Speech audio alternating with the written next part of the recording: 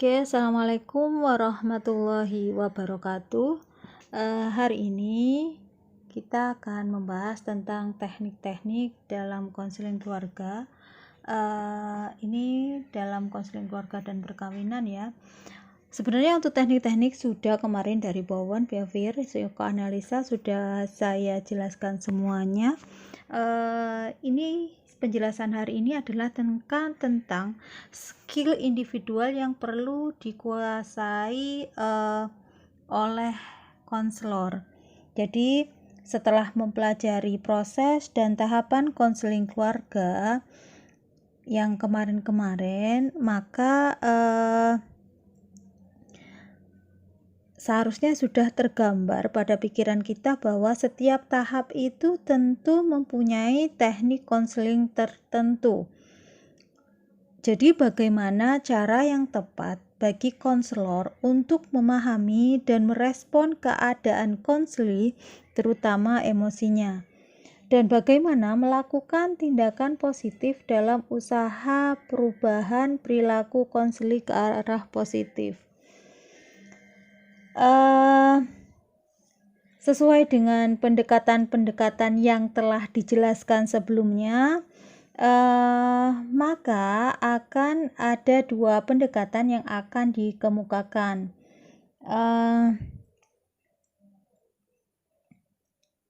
Kalau kemarin itu kan sesuai dengan pendekatan-pendekatan teknik-teknik konseling yang sudah dijelaskan yang kemarin, itu kan ada yang teknik konseling keluarga yang pendekatan sistem, kemudian juga ada yang berkaitan dengan pendekatan perilaku atau behavior, kemudian juga ada juga yang kemarin pakai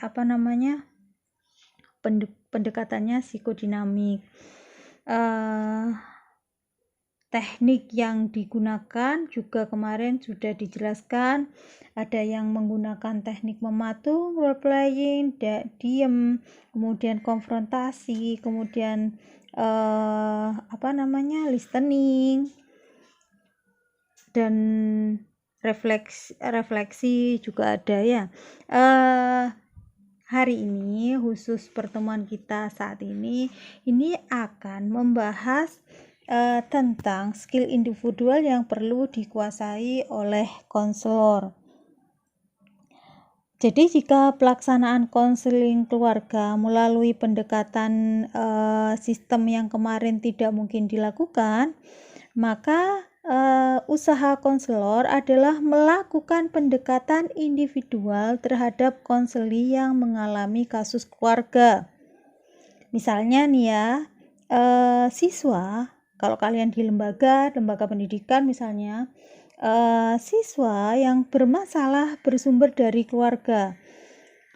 Lah berhubung kedua orang tuanya sulit untuk didatangkan ke sekolah, misalnya satunya jadi TKW, satunya ayahnya ada di luar kota, dan biasanya ada juga permasalahan siswa karena dia orang tuanya tidak tinggal bersama dia hanya dititipkan kepada neneknya, misalnya seperti itu. Lah untuk masalah yang seperti itu, maka yang pertama kali diberi konseling ya siswa itu secara individual gitu kan. Lah berikut ini adalah beberapa teknik konseling individual. Teknik-teknik yang berhubungan dengan pemahaman diri. Jadi teknik-teknik yang berkaitan dengan pemahaman diri ini dibagi atas 7 kelompok. Yang pertama adalah listening skill atau keterampilan mendengarkan. Jadi keterampilan ini terdiri dari attending, paraphrasing, clarifying, dan perception checking. Kita mulai dari apa sih attending itu gitu kan. Attending, kalau kalian sudah mendapatkan mata kuliah keterampilan dasar konseling, saya kira Anda sudah tidak asing lagi dengan yang namanya attending. Jadi attending itu adalah sikap memberi perhatian dan untuk seterusnya akan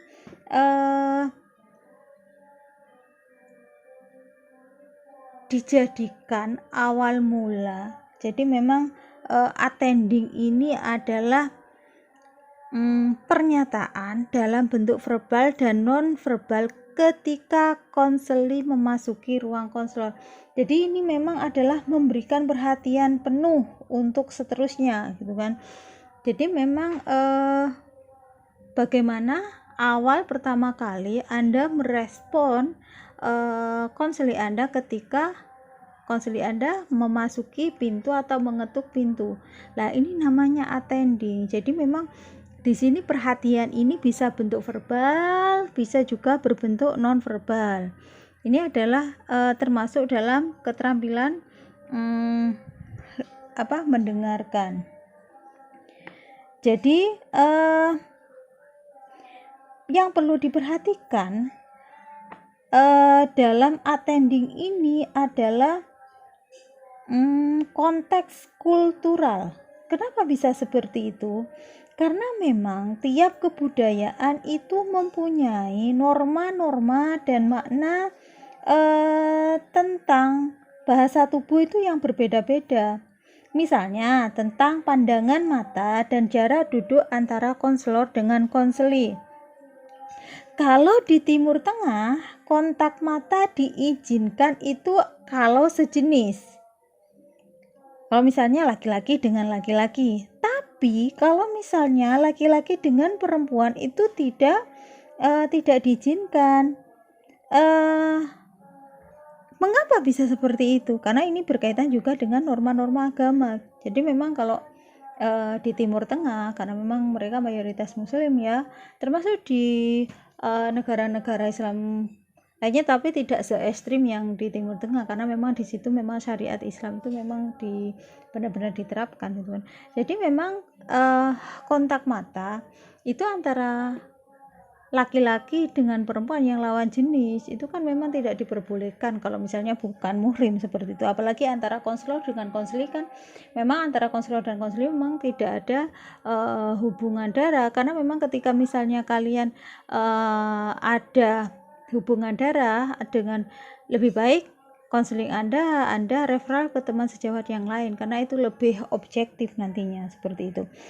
Tetapi memang ada juga di kontak mata yang kalau di beberapa kelompok Amerika asli itu dianggap menantang. Jadi ketika Anda melihat mata Anda, kontak mata Anda melihat konseli Anda dengan pandangan mata yang ini secara langsung. Ini kalau di kelompok tertentu di Amerika utamanya yang kelompok asli mereka itu dianggap menantang seperti itu. Perlu lagi yang diperhatikan adalah jarak duduk. Jadi jarak duduk itu yang dianggap baik antara konselor dan konseli kurang lebih 1 meter. Jadi jangan terlalu dempet, apalagi kalau lawan jenis ya. Kenapa bisa seperti itu? Ya kan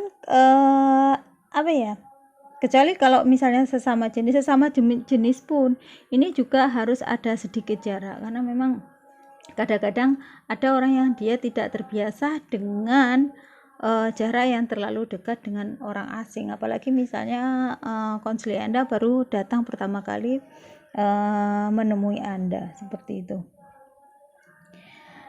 Dalam attending ini apa saja sih yang diperlukan, yang diinikan, yang harus diperhatikan? Yang jelas adalah yang pertama adalah kontak mata.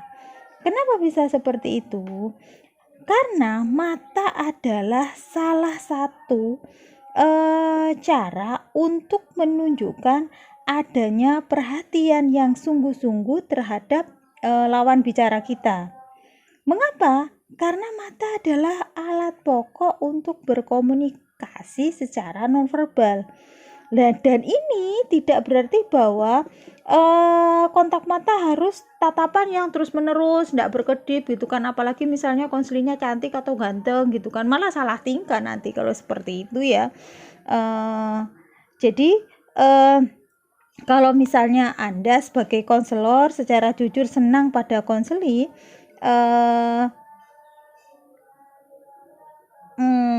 maka Anda ya tetap secara wajar melihat konseli ya dengan apa adanya, misalnya cantik gitu kan. Jangan misalnya karena cantik ya antusias, Anda boleh antusias gitu kan, memang harus antusias, harus attending, tetapi jangan ada perbedaan antara orang cantik dengan orang yang biasa saja, dengan orang ini tidak boleh. Kenapa? Karena ini nanti terlihat dari mata. Ketika Anda misalnya ketika Anda pura-pura suka sama konseli Anda, pupil mata Anda itu di sana itu berbicara. Bagaimana ketika kita menghadapi orang yang kita suka, itu pupil mata kita itu berbicara. Jadi kalau misalnya konseli kita paham dengan bahasa tubuh, dia bisa melihat, oh ternyata konselor saya ini hanya pura-pura attendingnya, dia tidak perhatian benar-benar pada saya, misalnya seperti itu. Atau yang misalnya dia mengerti, yang waduh konselor saya ini kok dia sangat suka ya sama saya, itu bisa terbaca seperti itu. Itu dari kontak mata. Jadi lakukan sewajarnya seperti itu ya.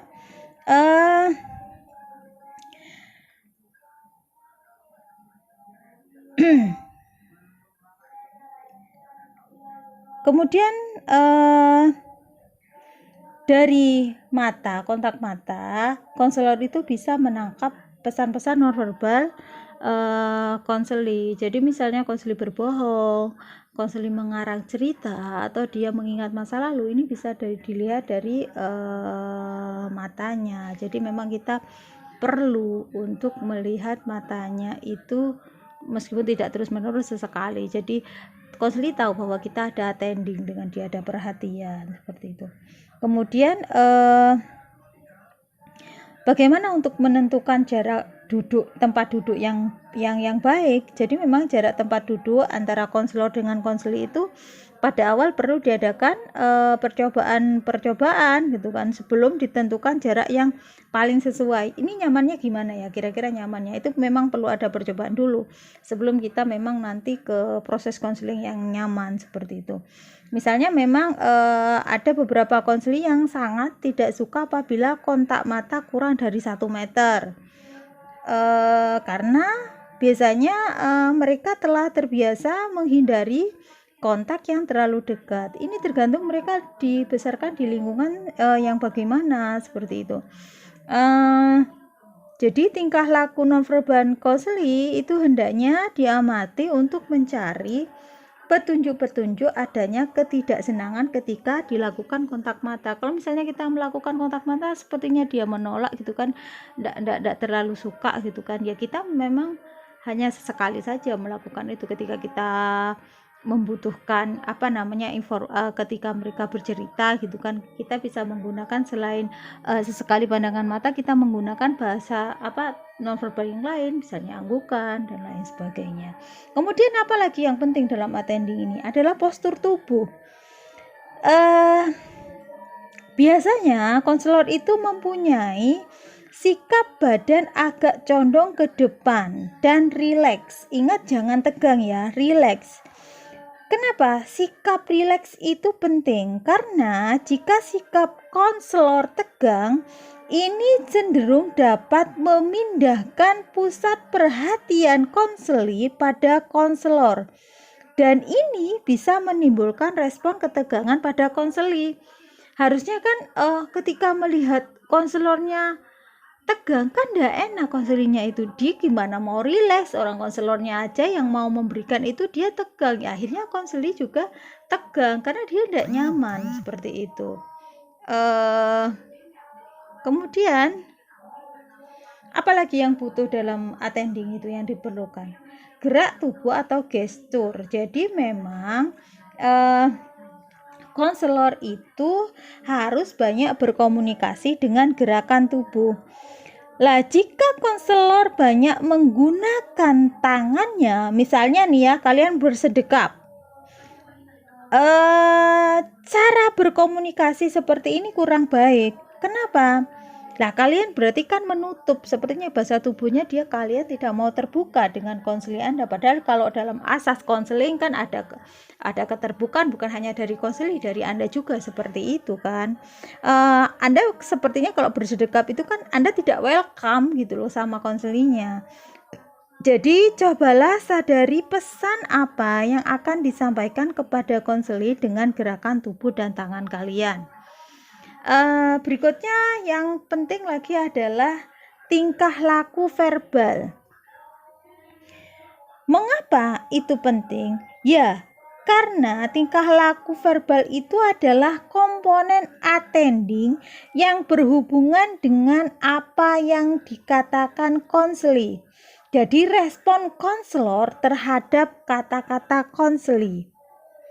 Konselor tidak bertanya, tidak mengambil topik baru atau memantulkan suatu frase untuk memusatkan pada suatu ide. Jadi maksudnya begini, ini misalnya ya, saya tahu apa yang Anda maksudkan, saya dapat menghargai apa yang Anda lakukan. Nah, ini seringkali bisa membantu konselor untuk tetap bercerita dan memberi keyakinan kepada mereka bahwa konselor mendengarkan. Jadi memang konselor di sini kalian itu tidak terlalu, jadi attendingnya ya, ketika ini kan bahasa tingkah laku verbal kalian itu kalian memberikan tanggapan itu tidak dengan bertanya pada saat attending maksudnya ya. Jadi tidak mengambil topik baru, juga tidak memantulkan frase untuk memusatkan pada suatu ide. Jadi memang Anda fokus gitu kan di situ. Misalnya ya kalimat tadi yang saya contohkan gitu. Misalnya Anda mengatakan pada konseling tadi bahwa saya tahu apa yang Anda maksudkan. Saya dapat menghargai apa yang Anda lakukan. Misalnya seperti itu gitu loh. Mengapa gitu kan? Kok attending ini sampai dibutuhkan ada beberapa bagian tubuh gitu kan? Mengapa tingkah laku attending ini bermanfaat? Jadi menurut penelitian, konseli itu memang sangat menyukai attending itu. Dan pengaruhnya pada konseli adalah mendorong konseli untuk menyatakan ide-ide dan perasaan secara bebas. Lah, hal ini dapat membantu konseli untuk mengadakan penjajakan dengan caranya mereka sendiri. Jadi memang ini yang perbedaan antara konseling dengan percakapan biasa. Jadi memang kalau dalam konseling itu mengadakan penjajakan dengan caranya mereka sendiri dan cenderung membentuk rasa tanggung jawab dalam wawancara konseling. Jadi memang rasa tanggung jawabnya di situ memang diminta oleh kita sebagai konselor seperti itu, pertanggungjawaban atas kalimat, atas cerita-cerita yang diceritakan pada kita. Beda dengan ketika curhat. Kalau percakapan biasa curhat ini biasanya lebih banyak memberi dan menerima pendapat, permasalahan dan perasaan. Jadi bagaimana dia minta pendapat, kita memberi nasihat seperti itu tanpa harus harus ditekankan, harus diminta bagaimana caranya untuk membentuk rasa tanggung jawab dalam komunikasi yang sudah dilakukan seperti itu ya. Kemudian setelah attending, jadi attending ini memang banyak sekali ya. Jadi bagaimana sih tingkah laku itu attending yang efektif itu bagaimana sih gitu kan.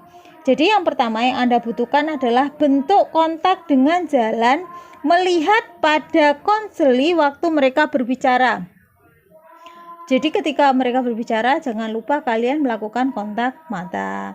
Kemudian yang kedua, kalian mempertahankan suatu sikap rileks yang wajar untuk menunjukkan minat yang dimaksudkan. Jangan tegang, ingat jangan tegang. Ketika kalian tegang, seorang konselor tegang, maka konselornya pun tegang. Kemudian yang ketiga yang harus dilakukan petunjuk tingkah laku attending yang efektif itu adalah menggunakan gerakan tubuh yang wajar untuk menunjukkan pesan yang konselor maksudkan. Jadi gerakan tubuhnya itu normal saja, jangan terlalu dibuat-buat. Yang terakhir, Anda bisa menggunakan pernyataan-pernyataan verbal yang berhubungan dengan pernyataan konseli tanpa interupsi. Ingat, kalian di sini bukan hakim. Jadi biarkan konseli untuk berbicara dulu. Karena kalau hakim kan stop. Misalnya seperti itu ya. Anda salah, Anda benar. Anda bukan hakim di sini ya. Di sini Anda adalah konselor di sini. Tanpa bertanya atau tanpa mengemukakan topik-topik yang baru.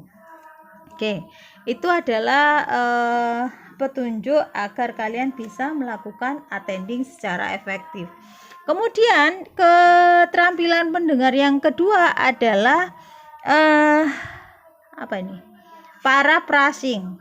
Paraphrasing itu adalah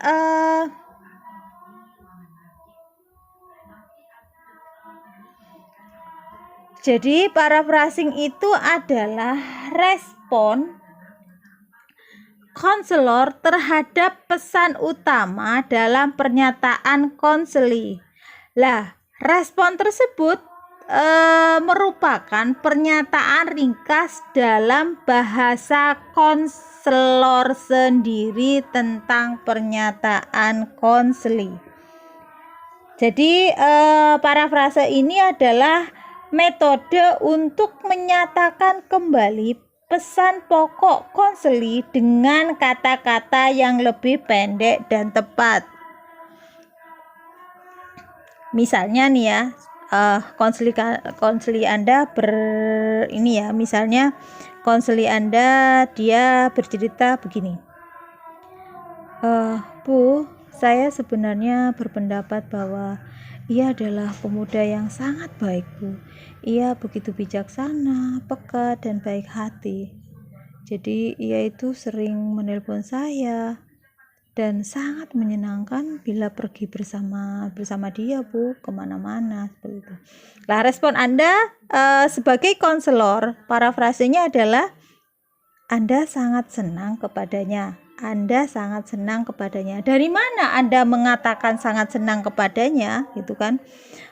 Ini dari bahasa konseli tadi, pesan pokok yang disampaikan oleh konseli kita rangkum, kemudian kita bahasakan lagi dengan bahasa yang pendek dan sederhana, itu namanya parafrase. Misalnya lagi ya, seperti ini.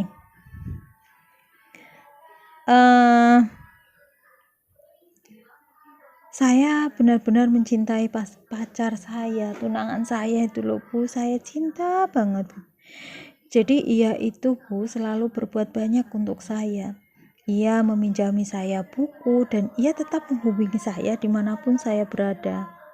Setiap waktu dia menyatakan bahwa dia itu selalu mengkhawatirkan saya, gitu kan. Kemudian Anda sebagai konselor, Anda menghargai pacar Anda, tunangan Anda. Tetapi nada Anda, dari nada suara Anda, nampaknya ada kekesalan gitu terhadap perhatian yang terus-menerus ditunjukkan oleh pacar Anda. Nah, itu adalah contohnya seperti itu. Itu adalah contoh parafrase. Jadi parafrase ini konselor menerjemahkan apa yang sedang dikatakan oleh konseli dalam bentuk kata-kata yang lebih tepat. Di garis bawah ya, hanya mengulangi pesan-pesan konseli tanpa menambahkan ide baru. Nih, ini perlu digaris bawahi. Itu adalah parafrase.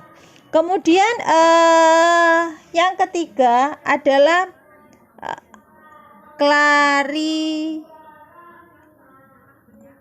klarifikasi ya, clarifying itu apa?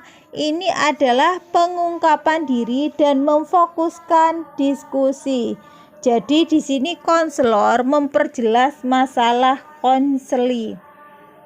Artinya di sini konselor mempertajam pernyataan yang belum jelas. Jadi menjelaskan lebih dari sekedar parafrase tadi. Di sini konselor membuat suatu terkaan tentang suatu pesan pokok konseli dan menyatakannya kepada konseli.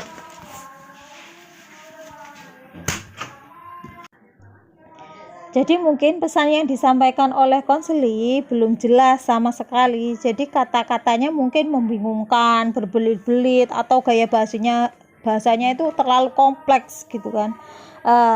Sehingga di sini perlunya tadi itu di parafrase, tetapi parafrasenya lebih ini.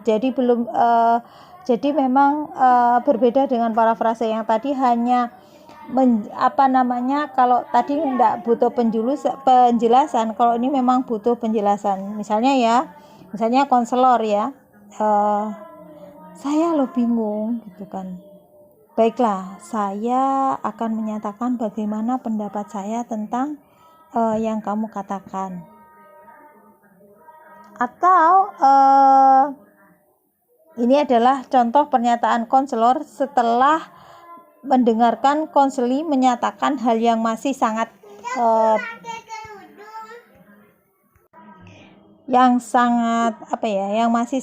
kabur gitu kan. Atau bahasa lainnya, misalnya Anda sebagai konselor nih ya, ini bahasa Anda misalnya. Saya tidak jelas bagaimana perasaanmu tentang pekerjaanmu. Dapatkah kamu mengulang secara singkat dan memberikan suatu ilustrasi?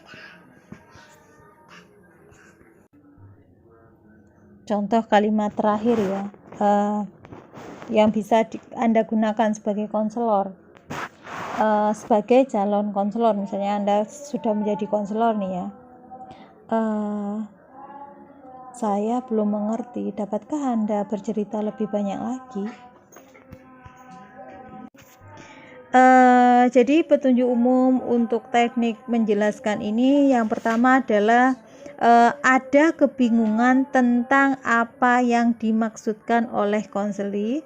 Yang kedua, coba nyatakan kembali atau minta penjelasan, ulangan atau ilustrasi. Itu adalah yang berkaitan dengan clarifying atau menjelaskan. Yang terakhir dalam kemampuan mendengarkan ini adalah perception checking. Jadi perception checking ini adalah menentukan ketepatan pendengaran konselor. Jadi Anda memeriksa persepsi, meminta kepada konseli untuk memeriksa benar tidaknya persepsi Anda sebagai konselor terhadap apa yang mereka katakan. Biasanya ini dari beberapa pernyataan. Jadi maksudnya meminta balikan tentang ketepatan pendengaran Anda.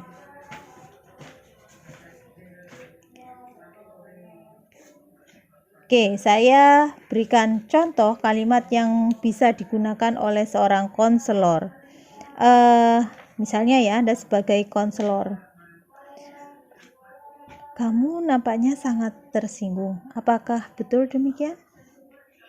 Jadi ketika Anda mendengarkan kalimat-kalimat dari konseli, Anda menganalisa, dan menurut persepsi Anda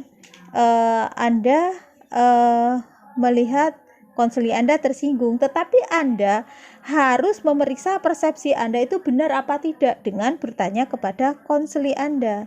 Seperti itu. Atau contoh yang kedua ya, saya meragukan apakah rencana yang kamu pilih adalah memang yang benar-benar kamu inginkan. Kamu nampaknya ragu-ragu, apakah betul begitu? Jadi Anda sebagai konselor ini memeriksa persepsi Anda. Apa sih pengaruhnya kepada konseli kok harus seperti itu? Jadi ketika Anda melakukan memeriksa persepsi Anda, biasanya konseli itu merasa dia itu dimengerti oleh konselornya. Jadi konselor itu mendengarkan dengan sungguh-sungguh apa yang dijelaskan apa yang diceritakan oleh konseli, seperti itu. Jadi memang di sini pemeriksaan persepsi ini berfungsi membetulkan kesalahan persepsi dari konselor sebelum salah pengertian makin bertambah banyak. Secara ringkas, pedoman untuk memeriksa persepsi adalah sebagai berikut. Yang pertama adalah lakukan parafrase pada apa yang Anda dengar. Kemudian yang kedua, minta kepastian secara langsung dari konseli tentang ketepatan pengamatan Anda sebagai konselor mengenai apa yang dikatakan konseli. Kemudian yang ketiga, beri kesempatan kepada konseli untuk membetulkan persepsi Anda jika memang tidak tepat. Oke, yang kedua adalah leading skill ya. Leading itu keterampilan memimpin. Jadi keterampilan ini terdiri dari indirect leading, kemudian direct leading, focusing, dan questioning ya. Question. Jadi memang ada 4. Yang pertama adalah indirect leading atau memimpin secara tidak langsung. Ini digunakan dalam awal pembicaraan di mana konselor secara tidak langsung memimpin konseli. Jadi petunjuknya adalah bagaimana sih petunjuk umum untuk memimpin secara tidak langsung bagi konselor? Yang pertama, tentukan tujuan pimpinan secara jelas. Kemudian yang kedua, pertahankan yang sifatnya umum dan agak samar. Kemudian yang ketiga, konselor diam cukup lama supaya konseli dapat menangkap apa maksud konselornya. Jadi memang ciri umum dari teknik ini adalah memberikan kesempatan kepada konseli untuk memproyeksikan ide-idenya sendiri dan mengungkapkannya dalam interview. Misalnya bahasanya adalah pada awal ya, Anda mengatakan apa yang ingin Anda bicarakan, atau barangkali kita memulai dengan menceritakan bagaimana keadaan Anda sekarang. Yang kedua, dalam keterampilan memimpin ini adalah direct leading, yaitu memberikan konseli dan memperluas memimpin ya. Jadi memimpin konseli secara langsung dan memperluas diskusi. Jadi memimpin secara langsung ini adalah teknik untuk memusatkan pada suatu topik.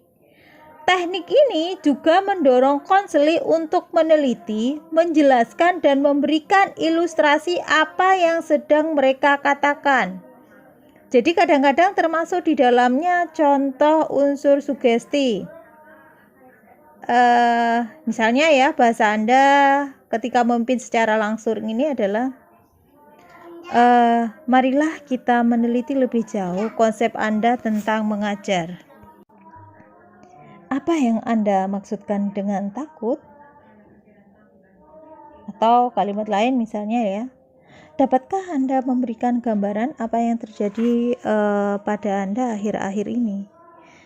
Jadi memang reaksi konseli terhadap memimpin secara langsung ini biasanya menunjukkan sikap menerima, terutama jika konselor menunjukkan minat terhadap kata-kata konseli, jadi kalimat-kalimat konseli.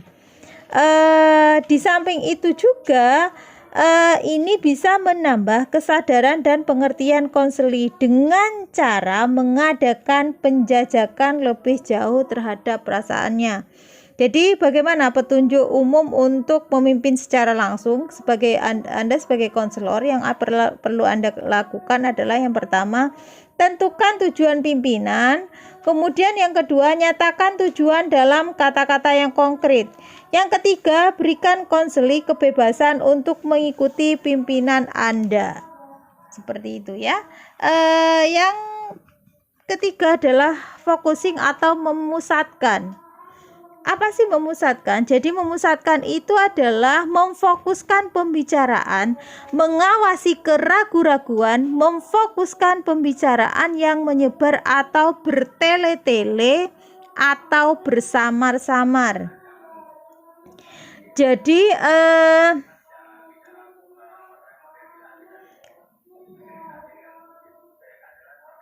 memusatkan ini digunakan apabila konseli menunjukkan ketidakpastian dalam ceritanya. Misalnya ya, saya contohkan bahasa yang bisa Anda gunakan ya. Kamu telah membicarakan banyak topik beberapa menit yang lalu. Jadi apakah kamu mengambil satu yang paling penting bagimu dan ceritakan lebih banyak tentang hal itu? Atau misalnya kalimat lainnya, misalnya, marilah kita bicarakan untuk sementara waktu. Tutuplah matamu dan coba hayati apa yang kamu rasakan.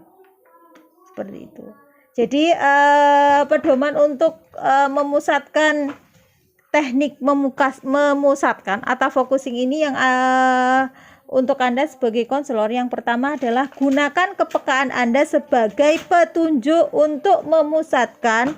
Kapan menggunakan teknik memusatkan? Kemudian yang kedua, waspadalah terhadap balikan dari konseli tentang topik yang diutamakan. Yang ketiga, bantu konseli untuk memusatkan pada perasaan yang mungkin tersembunyi dalam diskusi. Yang terakhir, dalam kemampuan keterampilan memimpin ini adalah bertanya, kemampuan bertanya. Ini berhubungan dengan penilikan atau penyelidikan agar konseli membuka diri dengan pernyataan-pernyataan yang baru. Jadi memang banyak dari teknik memimpin yang sudah kita bicarakan yang sebelumnya.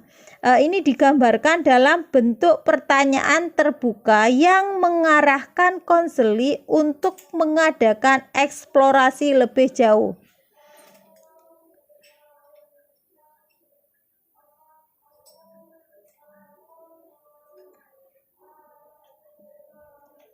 Misalnya nih ya, ini adalah contoh pertanyaan terbuka. Jadi